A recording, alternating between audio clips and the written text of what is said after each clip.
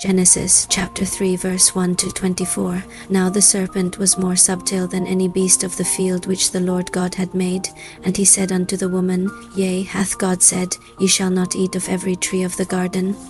2. And the woman said unto the serpent, We may eat of the fruit of the trees of the garden. 3. But of the fruit of the tree which is in the midst of the garden, God hath said, Ye shall not eat of it, neither shall ye touch it, lest ye die. 4. And the serpent said unto the woman, Ye shall not surely die. 5. For God doth know that in the day ye eat thereof, then your eyes shall be opened, and ye shall be as gods, knowing good and evil. 6. And when the woman saw that the tree was good for food, and that it was pleasant to the eyes, and a tree to be desired to make one wise, she took of the fruit thereof, and did eat, and gave also unto her husband with her.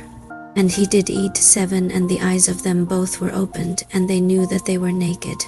And they sewed fig leaves together, and made themselves aprons. 8. And they heard the voice of the Lord God walking in the garden in the cool of the day. And Adam and his wife hid themselves from the presence of the Lord God amongst the trees of the garden. 9. And the Lord God called unto Adam, and said unto him, Where art thou?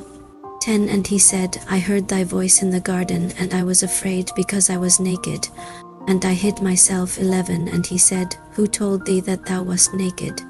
Hast thou eaten of the tree, whereof I commanded thee that thou shouldest not eat?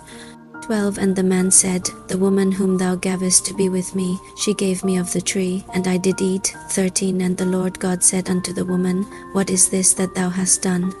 And the woman said, The serpent beguiled me, and I did eat. 14. And the Lord God said unto the serpent, Because thou hast done this, thou art cursed above all cattle, and above every beast of the field.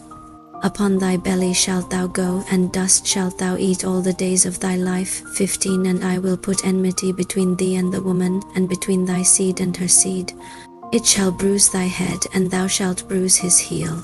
16. Unto the woman he said, I will greatly multiply thy sorrow and thy conception. In sorrow thou shalt bring forth children. And thy desire shall be to thy husband, and he shall rule over thee. 17. And unto Adam he said, Because thou hast hearkened unto the voice of thy wife, and hast eaten of the tree, of which I commanded thee, saying, Thou shalt not eat of it, cursed is the ground for thy sake. In sorrow shalt thou eat of it all the days of thy life.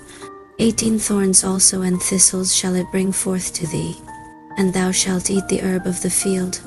19. In the sweat of thy face shalt thou eat bread, till thou return unto the ground. For out of it wast thou taken, for dust thou art, and unto dust shalt thou return. 20. And Adam called his wife's name Eve, because she was the mother of all living. 21. Unto Adam also and to his wife did the Lord God make coats of skins, and clothe them. 22. And the Lord God said, Behold, the man is become as one of us, to know good and evil. And now lest he put forth his hand, and take also of the tree of life, and eat, and live forever. 23. Therefore the Lord God sent him forth from the garden of Eden to till the ground from whence he was taken. 24. So he drove out the man. And he placed at the east of the garden of Eden cherubims, and a flaming sword which turned every way, to keep the way of the tree of life.